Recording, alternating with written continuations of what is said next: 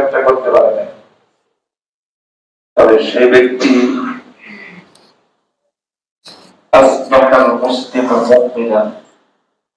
সে ব্যক্তি মুসলমান থেকে মুমিন হয়েছে, মানে সে ব্যক্তি প্রকৃত মুমিন হয়েছে। আল্লাহ তাআলা তার নামটা দাবিদার মুসলিম থেকে বের করে আসল মুসলিম হিসেবে দিয়ে দিয়েছে।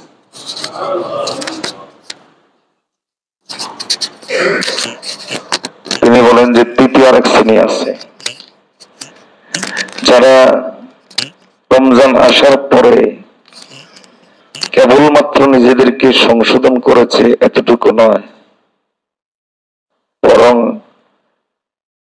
তাদের নিজেদেরকে তারা ইহসানের দরজায় নিয়ে গেছে। ইহসানের স্তর মানে কি? ইহসানের স্তর মানে সোজা বাংলায়, সোজা কথায় আল্লাহ ওলি হয়ে গেছে। রমজান আসার পর আল্লাহ ওলি হয়ে গেছে। আনতা আবুদাল্লাহ কাআন্নাকা তারাহ ফাইন লাম তাকুন তারাহু ফাইন্নাহু ইয়ারাক। এমন ভাবে ইবাদত করো কেমন যেন তুমি মাওলাকে দেখতে পাও, অথবা অন্তত এই পরিমাণ তোমার অনুভূতি যেন থাকে যে মাওলা তোমাকে দেখতে পায়। এই আল্লাহর বান্দা এখন সর্ব অবস্থায় মাওলার সঙ্গ অনুভব করবে। মাইয়াতের মাকাম, আল্লাহর সঙ্গ অনুভব করার মাকাম, ইহসানের মাকাম তার অর্জন হয়ে গেছে। दुनिया की मशगलों में भी वो बाखुदा रहे, सबके साथ रहकर भी सबसे जुदा रहे। এই আল্লাহর বান্দা এখন দুনিয়ার ব্যস্ততার মাঝেও শত কাজের ভিতরেও সে অনুভব করবে আল্লাহ আমার সাথে আছেন, আমি আল্লাহর সাথে আছি। ইহসানের মাকামে পৌঁছে গেছে। যারা ইহসানের মাকামে পৌঁছে গেছে, আল্লাহ তাআলার কাছে দোয়া করি আল্লাহ তাআলা তাদের মর্যাদা আরো বাড়িয়ে দেন। যারা মুমিনের মাকামে পৌঁছেছে তাদের জন্য দোয়া করি আল্লাহ তাআলা তাদের ঈমানে আরো বেশি বেশি বরকত দান করেন। আর যাদের ব্যাপারে নবীজি সাল্লাল্লাহু আলাইহি ওয়াসাল্লাম বলেছেন লা ইয়াবকা মিনাল ইসলামি ইল্লা ইসমুহু ওয়া লা ইয়াবকা মিনাল ইসলামি ইল্লা রাসমুহু, যে তার কাছে ইসলাম শব্দটা শুধু নামে, ইসলাম শব্দটা কেবল প্রথাগত, তাদের জন্য এখনো এই মুহূর্ত আফসোস করা ছাড়া কিছু নেই। এই মুহূর্ত তাদের জন্য আফসোস করা ছাড়া কিছু নেই। এই মুহূর্তে আবারও বলছি, এই শেষ মুহূর্তে এসো তাদের জন্য আফসোস করা ছাড়া কিছু নেই। কারণ অনুভূতিহীন লোককে অনুভূতি জাগানো যায় না। ঘুমন্ত ব্যক্তিকে ঘুম থেকে উঠানো যায়, কিন্তু যে ঘুমের ভান ধরে থাকে তার উপর কয়েক টন পানি মারলেও সে উঠবে না। এতে ঘুমের ভান ধরে আছে। হাদিসে রাসূলুল্লাহ সাল্লাল্লাহু আলাইহি ওয়াসাল্লাম বলেন আল কাইয়্যিসু মান দানা নাফসাহু ওয়া আমিলা লিমা বা'দাল মাউত ওয়াল আজিজু মান ইত্তাবা নাফসাহু হাওয়াহা ওয়া তামান্না আলাল্লাহ। সফল আর ব্যর্থ, সৌভাগ্যবান আর দুর্ভাগা, পোয়া কপাল্লা, হতভাগা, এই দুইয়ের মধ্যে পরিচয় শুনে নাও। নবীজি সাল্লাল্লাহু আলাইহি ওয়াসাল্লাম বলেন যে বুদ্ধিমান সফল তো হলো ওই ব্যক্তি যে ব্যক্তি নিজেকে চিনেছে, মৃত্যু পরবর্তী প্রস্তুতির জন্য আমলে অব্যাহত রয়েছে, নিয়মিত আমল করেছে মৃত্যু পরবর্তী প্রস্তুতি হিসাবে, আখিরাতের প্রস্তুতি হিসাবে নিজের সবসময় আমলে ছিল, এগুলো বুদ্ধিমান। আর ব্যর্থ, দুর্ভাগা, পোয়া কপাল্লা হলো ওই ব্যক্তি যে নফসের অনুসরণ করেছে, জানতেন জীবন যাপন করেছে, ওয়া তামান্না আলাল্লাহ, আর সে বলে যে আল্লাহ মাফ করে দিবেন। জীবন তার যেমন তেমন, আর বলে যে আল্লাহ মাফ করে দিবেন। এই ব্যক্তি হলো পোয়া কপাল্লা, দুর্ভাগা, হতভাগা। দুঃখিত, তওবার জিন্দেগি ছাড়া আপনার জন্য আমার জন্য কোনো সুসংবাদ নেই, কোনো সুসংবাদ নেই। হ্যাঁ, ঈমানটা নিয়ে যদি কোন রকম যেতে পারেন, কিন্তু কি নিশ্চয়তা আছে যে আপনি যে ঈমান নিয়ে যেতে পারবেন মুনাফিকের জীবন যাপন করে? লোক দুঃখিত, এই মুহূর্তে এসে কোনো সুসংবাদ দেওয়া যাচ্ছে না। আমারও দুঃখ প্রকাশ করছি। আপনাদের কাছে দোয়া চাই, আল্লাহ যেন আমাকে যেন অন্তর্ভুক্ত না করেন। এই মুহূর্তে সুসংবাদ দেওয়া যাচ্ছে না। শুধু এতটুকু আশা দেওয়া যায়, তওবার দরজা বন্ধ হয় নাই, না কসম আল্লাহর আর কোনো আশা দেওয়া যায় না, কোনো আশা দেওয়া যায় না। যার অনুভূতি জাগে নাই, তার অনুভূতি জাগানোর শক্তি জগতে আর কারো নাই। আল্লাহ এবং তার রাসূল সাল্লাল্লাহু আলাইহি ওয়াসাল্লামের এসব স্পষ্ট বাণী থাকা সত্ত্বেও যদি অনুভূতি না থাকে, তাহলে আর অনুভূতি জাগানোর শক্তি কারো নাই। শুধুমাত্র এতটুকু ক্ষীণ আশা দেওয়া যায় যে তওবার দরজা এখনো খোলা আছে। এছাড়া আল্লাহর কসম এক বিন্দু আশা দেওয়া যায় না, জিবরাইলের লানত ছাড়া, নবীজির গজব ছাড়া আর কোনো কিছু আশা দেওয়া যায় না। আল্লাহ তাআলা আমাদেরকে কথাগুলো বুঝার তৌফিক দান করুন। আল্লাহ তাআলা আমাদের কথাগুলো অনুভূতিতে নিয়ে আসার তৌফিক দান করুন। এজন্য সালফে সালেহীন রমজান আসার 6 মাস আগ থেকেই দোয়া করতেন, হে আল্লাহ রমজান দান করেন। রমজান চলে যাওয়ার পর 6 মাস পর্যন্ত দোয়া করতেন, হে আল্লাহ রমজান কবুল করে নেন। রমজান চলে যাওয়ার 6 মাস পর্যন্ত তারা দোয়া করতেন, হে আল্লাহ দোয়া কবুল করে নেন। রমজান আসার আগেও আপনি যেমন ছিলেন এখনোই তেমন। তাহলে বলেন, আপনাকে কোন জিনিস শয়তানের অনুসরণ থেকে ফিরাবে? কোরআন নাযিলের মাস আপনাকে কোরআনের দিকে আনতে পারে নাই, রহমতের মাস আপনাকে রহমতের দিকে আনতে পারে নাই, মাগফিরাতের মাস আপনাকে মাগফিরাতের দিকে আনতে পারে নাই, নাজাতের মাস আপনাকে নাজাতের দিকে আনতে পারে নাই। বলেন আমাকে, আপনাকে কে আনবে এইসব সময়, এগুলোর দিকে আপনাকে কে ফিরাবে? আপনাকে বলেন।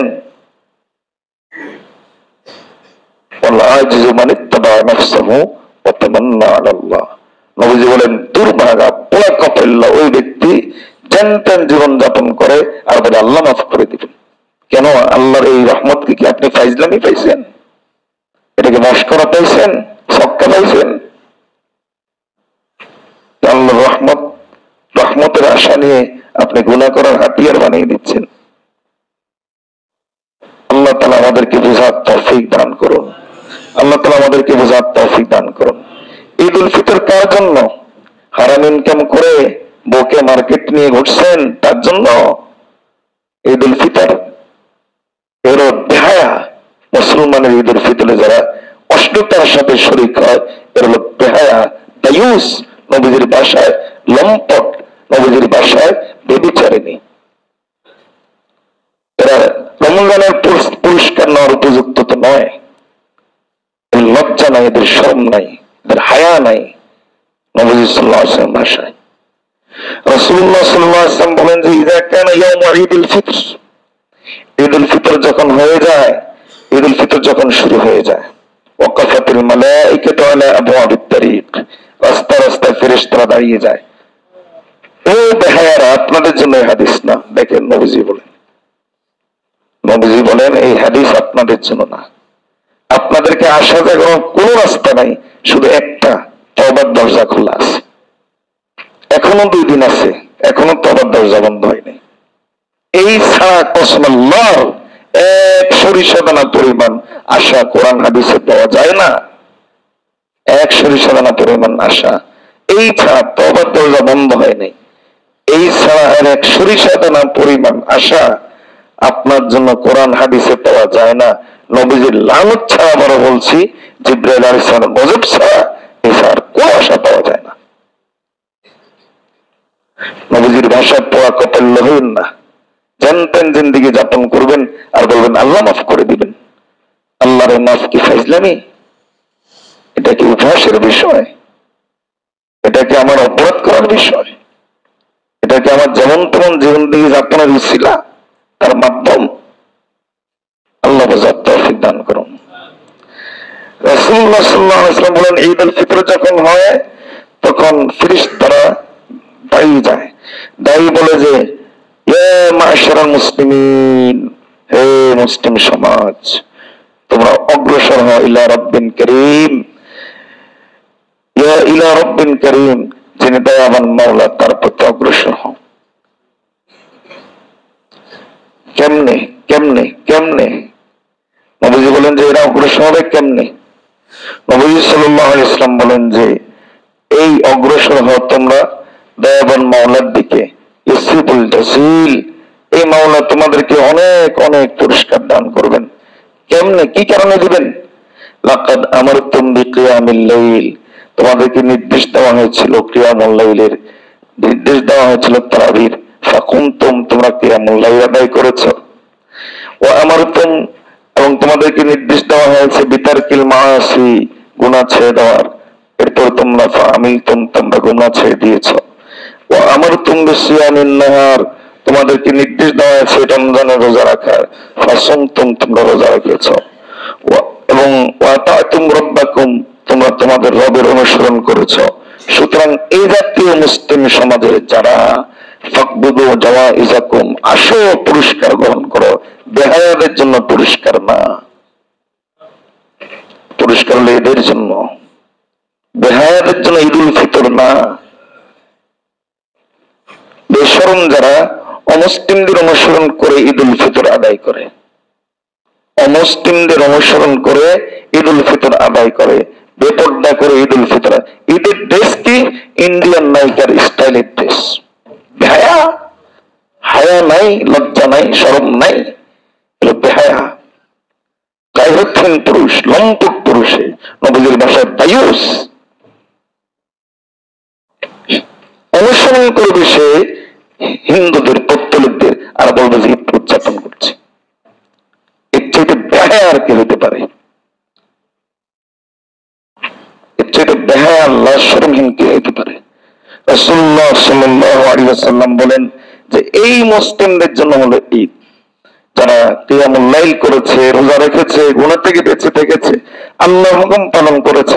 এবার তাদেরকে আল্লাহ তাআলা বলেন যে তোমরা এবার তোমাদের পুরস্কার গ্রহণ করো।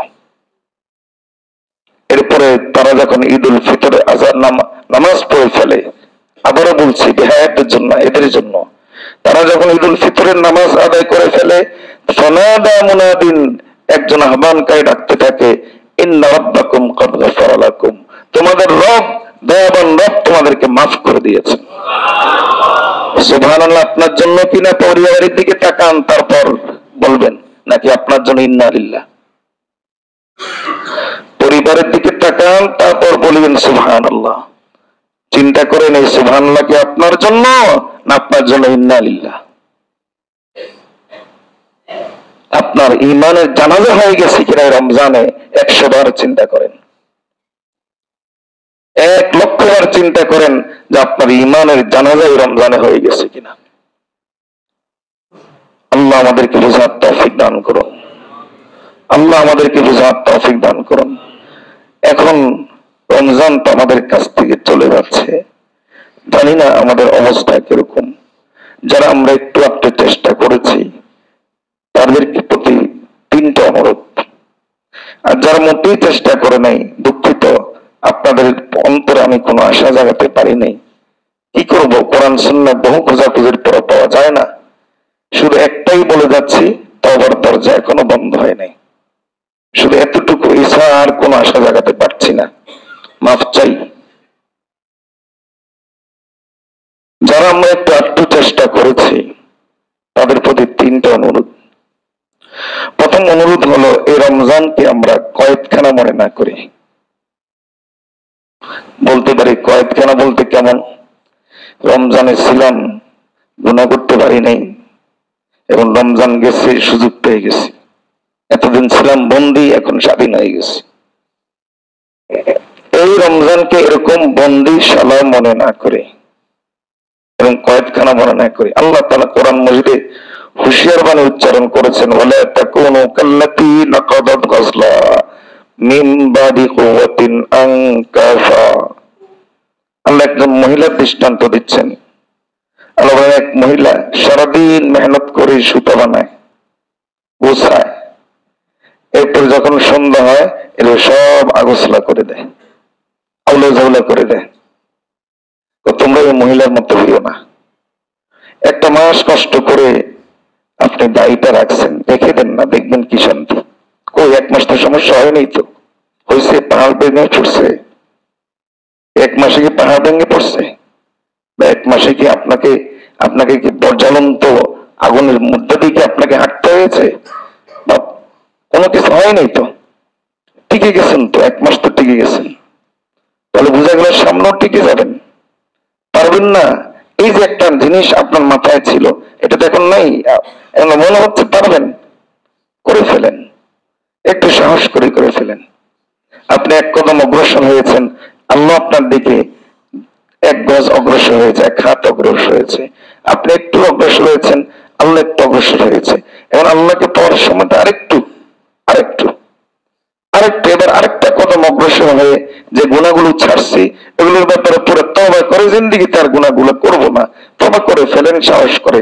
দেখবেন আপনি এদিক থেকে বলবেন হে আল্লাহ তওবা করলাম, আল্লাহ বলবেন হে বান্দা তোমাকে বন্ধু বানিয়ে নিলাম। ইন্নাল্লাহা ইউহিব্বুত তাওয়াবিন ওয়া ইউহিব্বুল মুতাতাহহিরিন। আত-তাইবু হাবিবুল্লাহ। তওবা করবেন, আল্লাহ আপনাকে বন্ধু বানিয়ে নেবেন। একটু আর একটু কষ্টটা করেন, জিন্দগির মোড়টা আপনি পরিবর্তন করে দেন। ওই মহিলার মতো হইেন না, মেহনত করে মেহনত নষ্ট করে দিলেন, তার মতো হইেন না।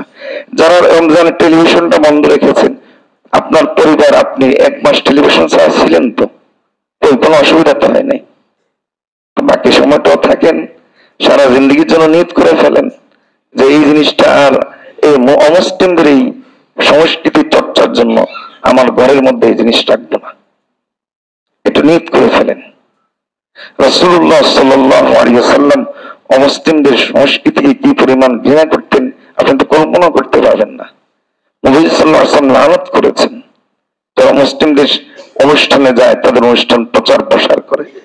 আপনার টেলিভিশনে আপনার একটা কথার কথা, একটা ভারতীয় যদি চ্যানেল চলে, সেখানে পূজা দেখাবে, এটা দেখাবে, সেটা দেখাবে, আপনার ছেলে আপনার মেয়ে প্রভাবিত হবে। আপনি তো আপনার ছেলে মেয়েকে হিন্দু বানিয়ে দিচ্ছেন, কি জবাব দেবেন আল্লাহর কাছে? আল্লাহর কাছে কি জবাব দিবেন? সাহস করেন, আপনি একটা হিম্মত করেন, একটু শক্ত হয়ে যান, দেখবেন যে সব নরম হয়ে গেছে। আপনি মনে করতে পারেন আমার ছেলে কি বলবে, মেয়ে কি বলবে, না, আপনি পরিবারের কর্তা, আপনি হিম্মত করেন, আপনি সাহস করেন, দেখবেন যে সব নরম হয়ে গেছে। হ্যাঁ, যে কোনো ভালো কাজ শুরু করার সময় এতটা একবারে ফ্লেক্সি না যে সব মন মতো হবে এরপরে শুরু করে দিব, এতটা না, এতটা না, কিছু বাধা তো থাকবেই। আর এই বাধাগুলো অতিক্রম করার মধ্যেই তো মজা। এর মাধ্যমেই তো আপনার ইমান বাড়বে, এর মাধ্যমেই তো আপনার মর্যাদা বাড়বে, এর মাধ্যমেই তো আপনি জান্নাতে যাওয়ার তাড়াতাড়ি উপযুক্ত হবেন। বাধাগুলো তো কিছু থাকবেই, এই বাধাগুলোকে অতিক্রম করে ফেলেন সাহস করে, দেখবেন যে আল্লাহ তাআলা, আপনি আল্লাহর প্রিয় হয়ে যাবেন, আপনি আল্লাহ হয়ে যাবেন, আল্লাহ আপনার হয়ে যাবে। এবং আল্লাহ তাআলা আপনার, আপনি তখন দেখবেন যে প্রতিটা কাজে আপনি আল্লাহর সঙ্গ, আল্লাহর সাহায্য আপনি অনুভব করছেন।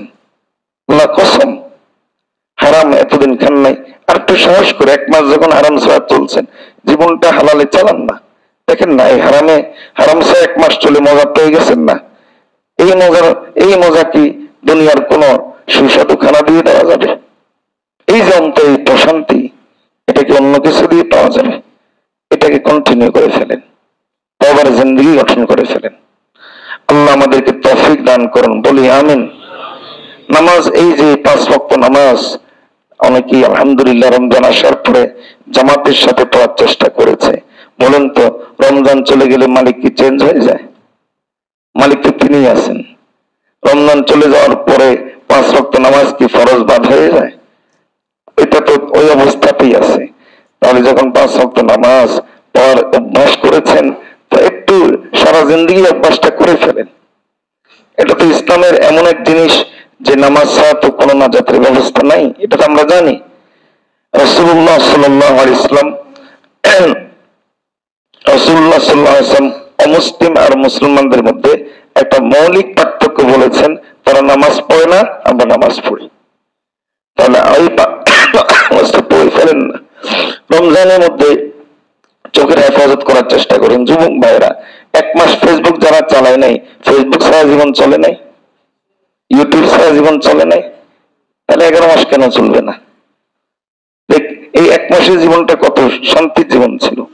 এজন্য বলছি এই 1 মাসকে আমরা বন্দিশালা মনে করব না, এই কথা মনে করব না যে 1 মাস বন্দি ছিলাম, এখন স্বাধীন হয়েছি, এখন যেমন তেমন জীবন যাপন করে। এটা যদি এমন হয় তাহলে অর্থ হলো ওই মহিলার মতো হয়ে গেলাম, যে মহিলা কষ্ট করে সারাদিন সুতা বানাইছে, সন্ধ্যাবেলার আসার পরে সব কাটাকুটি করে এরপরে সব আউলা ঝাউলা করে দিছে, ওই মহিলার মতো হয়ে গেল। এবং ওই মহিলার মতো হব না ইনশাল্লাহ, বলি না ইনশাল্লাহ। হাদিসের মধ্যে এসেছে রাসূলুল্লাহ সাল্লাল্লাহু আলাইহি ওয়াসাল্লাম বলেন, আতানি জিবরিল ফাকালা ইয়া মুহাম্মদ ইশ মা শি'তা ফাইন্নাকা মাইয়িতুন আহবিব মান শি'তা ফাইন্নাকা মুফারিকু ওয়া'মাল মা শি'তা ফাইন্নাকা মুলজাম বিহি ওয়া'লাম আন্না শারাফাল মুমিনি কিয়ামুহু বিল-লাইলি ওয়া ইজ্জুহু ইস্তিগনাউহু আনিন নাস। নবীজি সাল্লাল্লাহু আলাইহি ওয়াসাল্লামের কাছে জিবরাইল আলাইহিস সালাম এসেছেন আল্লাহর পক্ষ থেকে সংবাদ নিয়ে। জিবরাইল আলাইহিস সালামকে নবীজি বললেন যে আল্লাহ আমাকে পাঠিয়েছেন, আর আল্লাহ বলেছেন যে আল্লাহর পক্ষ থেকে আপনাকে কথাগুলো বলার জন্য। কি? ইয়া মুহাম্মদ, হে মুহাম্মদ সাল্লাল্লাহু আলাইহি ওয়াসাল্লাম। বলেন কে কথাগুলো বলছেন? আল্লাহ।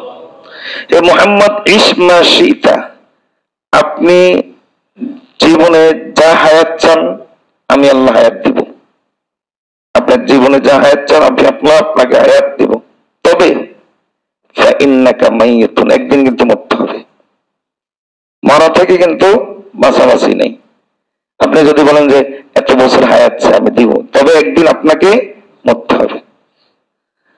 আহবিব মান শিতা, আপনি যাকে ইচ্ছায় দিল দিতে পারেন, তবে ফলাফল বলে দিচ্ছি ফাইন্নাকা মুফারিকুহু, একদিন কিন্তু আপনাকে বিচ্ছেদ হতে হবে। যাকে মহব্বত করেন হয় সে বিচ্ছেদ হয়ে যাবে অথবা আপনি বিচ্ছেদ হয়ে যাবেন, হয় দুনিয়ার কোনো সমস্যার কারণে অথবা দূরত্বের কারণে, যোগাযোগ ব্যবস্থা ইত্যাদি, অথবা শেষ পর্যন্ত মৃত্যুর কারণে বিচ্ছেদ নিশ্চিত, বিচ্ছেদ হয়েই যাবে। রাসূলুল্লাহ সাল্লাল্লাহু আলাইহি ওয়াসাল্লামকে আল্লাহ তাআলা শোনাচ্ছেন, এই অংশ শোনেন আমার উদ্দেশ্য নয়।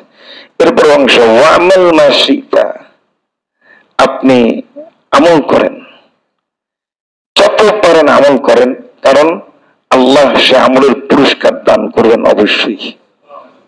তাহলে আমাদের আমলের পুরস্কার দিবেন কে? এরপর আল্লাহ তাআলা নবীজিকে শোনাচ্ছেন, ওয়া'লাম, আপনি জেনে রাখেন, আন্না শারাফাল মুমিন, মুমিনের মর্যাদা বাড়ে কিয়ামুহু বিল-লাইল, যখন সে রাতের তাহাজ্জুদের অভ্যাস করতে পারে। যারা ইতিকাফকারী ছিলাম আলহামদুলিল্লাহ, এই 10টা দিন তো কিয়ামুল লাইল, দীর্ঘ 1-1.5 ঘন্টা দাঁড়িয়ে নামাজ পড়ার অভিজ্ঞতা তো হয়েছে, তো মজা আছে, তো দেখি मजा से तो तमन्ना है कि अब ऐसी जगह मुझको कहीं मिलती, अकेले बैठे रहती हूँ याद उनकी दिल नशी होती। মজা আছে তো মাওলাকে স্মরণ করতে, খারাপ না তো, ভালোই তো লাগে। তাহলে আপনি এই 11 মাস আপনি শুরু করেন, দেখবেন আল্লাহ তাআলা আপনার মর্যাদা বাড়িয়ে দিবেন। এক একটা সিজদার আল্লাহ তাআলা মর্যাদা বাড়িয়ে দিবেন, अल्लाह ताला अनेक मर्यादा बढ़ाई देवें। दिल की गहराई से उनका नाम जब लेता हूं मैं, चूमती है मेरे कदमों को बहारे कायनात। देखें ना मौलार नाम नहीं বড় উঠে একটু সিজদাতে গিয়ে সুবহান রাব্বিয়াল আলা বলে দেখেন না, আল্লাহর কসম এই মজা যখন পেয়ে যাবেন। আমাদের মাশায়েখগণ বলেন যে নতুন দুলা বিয়ে করলে আসর ঘরে গিয়ে কি মজা পায়, আল্লাহ বলারা তাহাজ্জুদে চেয়ে বহুগুণ বেশি মজা পায়। আল্লাহ সিজদাতে গিয়ে চেয়ে বেশি বহুগুণ মজা পায়। আল্লাহ তো টের পেতেন। মিয়া ফজলুর রহমান গঞ্জ মুরাদ আওয়াদি রহমতুল্লাহ আলাইহি, হাকিমুল উম্মত তানভী রহমতুল্লাহ আলাইহিকে বলেন, আমি যখন সিজদা যাই আমার কাছে মনে হয় আমার আল্লাহ আমাকে আদর করেন। আল্লাহ টের পেতেন। দেখেন না, মনের গভীর থেকে আল্লাহর নাম নিয়ে সিজদাতে নির্জনে ওয়াতাবাত্তাল ইলাইহি তাবতিলা, যেখানে আপনি আর আপনার মাওলা, আর কেউ নাই। আপনি জমিনে বসে আছেন আর আরশের মালিক আপনাকে ডাকতেছেন। আপনি জমিনে বসে আছেন, আরশের মালিক আপনার অপেক্ষায় আছেন। আরশের মালিক আপনাকে খুঁজছেন। আপনি জমিনে বসে আছেন আর আরশের মালিক আপনাকে খুঁজছে। বলুন তো, এর চেয়ে মজাদার জিনিস আর কি হতে পারে? একটু অভ্যাসটা করে ফেলেন। আল্লাহ তাআলা আমাদেরকে তৌফিক দান করুন।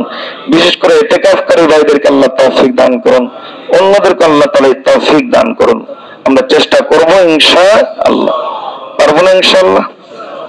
নবীজি সাল্লাল্লাহু আলাইহি ওয়াসাল্লামকে আল্লাহ শোনাচ্ছেন, ইজ্জুহু ইস্তিগনাউ মিনান নাস। সবচেয়ে বড় ইজ্জতের বিষয় হলো মানুষের কাছে হাত না পেতে আল্লাহর কাছে হাত পাতা। মানুষের কাছে হাত না পেতে আল্লাহর কাছে। যত দুঃখ বেদনা সব একজনের কাছে বলতে পারেন, তিনি কি? কোনো কিছু নাই। মানুষের কাছে হাত পাতলে কেউ মাইন্ড করবে, কেউ শরম লাগবে, লজ্জা লাগবে, কত কিছু, কত বাধা। কিন্তু না, যেন আল্লাহর কাছে আমাদের মাশায়েখ আল্লাহর কাছে দোয়া করতেন, হে আল্লাহ, মানুষের সামনে হাত পাতায়েন না আর আপনার দরবার থেকে তাড়াইয়া দেন না। হে আল্লাহ, মানুষের কাছে ভিক্ষুক বানায়েন না আর আপনার দরবারে ভিক্ষুক বানাইয়া রাখেন।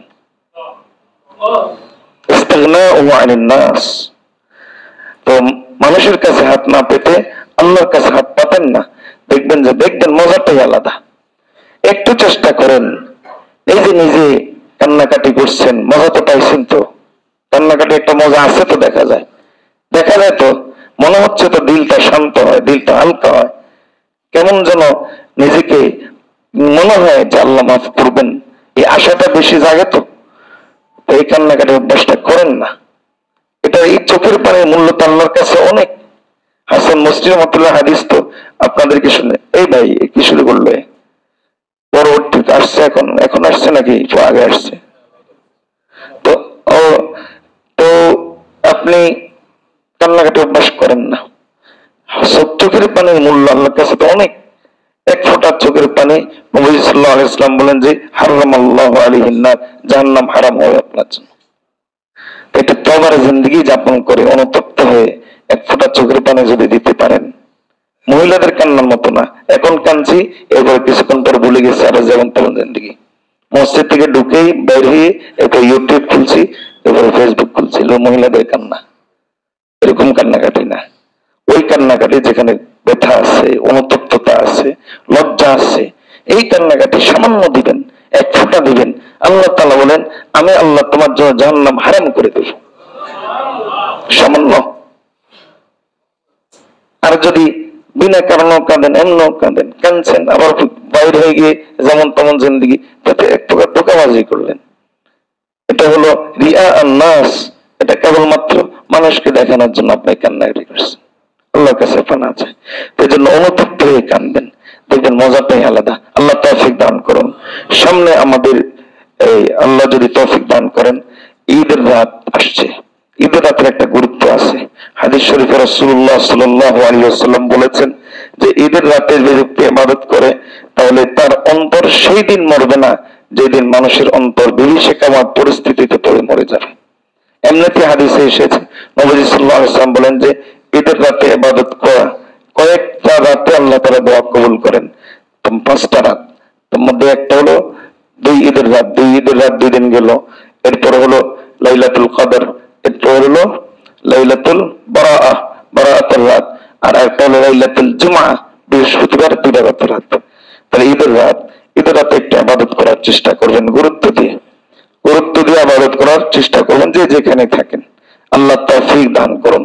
সবাই বলে আমিন। চেষ্টা করবেন তো ইনশাআল্লাহ। এই ঈদকে কেন্দ্র করে পরিবারকে অষ্টতার স্রোতে ভাসিয়ে দিয়েন না। আল্লাহর কাছে জবাবদিহি করতে হবে। কিভাবে যে আপনাদেরকে বুঝাই, শুধু নিজের ফিকির করলে হবে না। এত স্বার্থপর কেন হলেন? আপনার জাহান্নাম থেকে বাঁচা দরকার, আপনার পরিবারের দরকার নাই? আপনার জান্নাত পাওয়া দরকার, আপনার পরিবারের দরকার নাই? পরিবারকে নাপাক দুনিয়া দিলেন আর আপনি দামিতে নেওয়ার চেষ্টা করলেন। এত স্বার্থপর কেন হন? পরিবারের ফিক্রও করেন। আল্লাহ তাআলা বলেন, কু আনফুসাকুম ওয়া আহলিকুম নারা। নিজেকেও জাহান্নাম থেকে বাঁচাও, পরিবারকেও জাহান্নাম থেকে বাঁচাও। আপনি আপনার ছেলে মেয়েকে, স্ত্রীকে এত মহব্বত করেন, তাকে এত দামি জিনিসের সন্ধান দিবেন না, এত দামি জিনিস তাকে উপহার দিবেন না। তার আপনি নাপাক দুনিয়া দিয়ে রাখলেন, তুচ্ছ দুনিয়া দিয়ে রাখলেন, আর আপনি দামিটা নিয়ে গেলেন। এটাকে কি মহব্বত বলে? এটা তো স্বার্থপরতা। এত বড় স্বার্থপর হইেন না। এজন্য নিজেও বাঁচান, পরিবারকে বাঁচান। পরিবারকে অন্তত এই ঈদেরকে কেন্দ্র করে অষ্টতার স্রোতে ভাসিয়ে দেব না। রাজি আছে ইনশাআল্লাহ?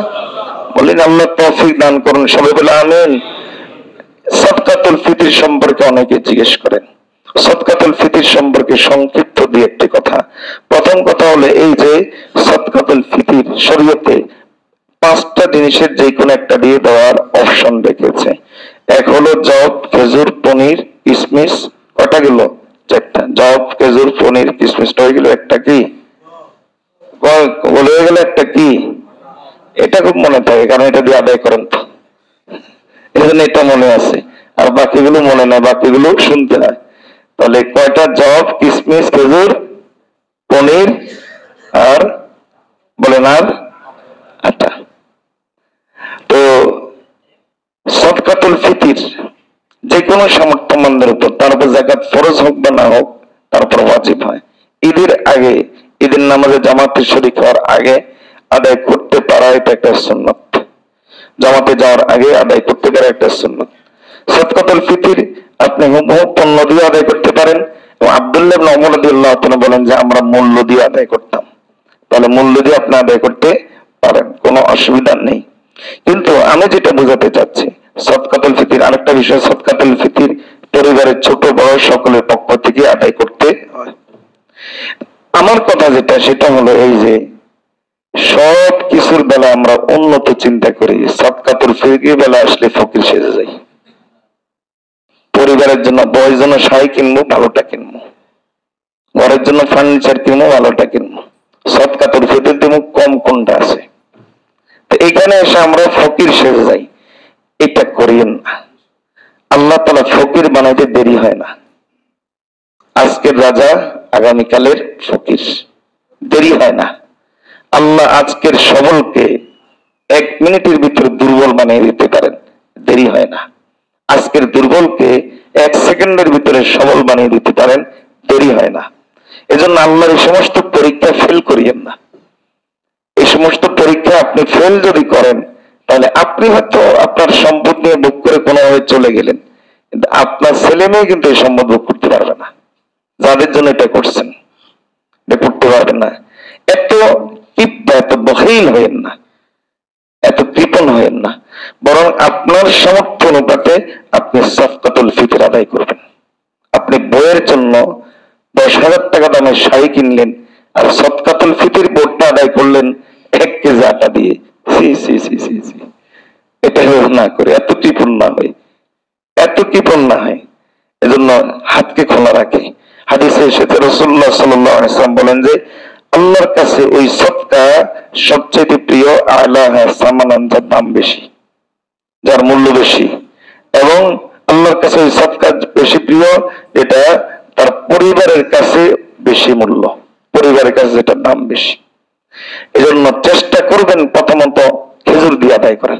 যারা ঢাকা শহর পাই আছেন, নাই মিয়া, আপনি আটা দিয়ে আপনি সাদকাতুল ফিতর আদায় করেন, লজ্জা হয় না? শরম লাগে না? আয়নার সামনে দাঁড়ান তো, যে আপনাকে কি ভিক্ষুক মনে হয় নাকি আপনি কি মনে হয়? তাহলে ভিক্ষুকের মতো আপনি সাদকাতুল ফিতর আদায় করেন কেন? আপনি অন্তত খেজুর দিয়ে সাদকাতুল ফিতর আদায় করবেন। খেজুর দিয়ে আল্লাহ দিয়েছেন, এই বাড়ি গায়ে আপনাকে দিয়েছেন, আপনার থেকে নিতে কতক্ষণ? মালিক দিছে, মালিক নিতে কতক্ষণ? এই জন্য চিন্তা করে সাদকাতুল ফিতর আদায় করবেন। খেজুর উন্নত মানের খেজুর দিবেন। যাদের 2-3টা বাড়ি আছে ঢাকা শহর, তারা যদি বলে যে মধ্যমানের খেজুর 200-300 টাকা দামের খেজুর, না এরকম না, আজলা খেজুর। হাসেন কেন? এটাই এটাই শরীয়তের কথা, এটাই শরীয়তের চাহিদা, শরীয়তের ডিমান্ড এটাই। আজলা খেজুর ধরবেন। আজলা খেজুরের দাম কত এখন? 500 টাকা। আজলা খেজুরের ভালো গুলোর দাম কয় না, 1200-1400 টাকা কেজি।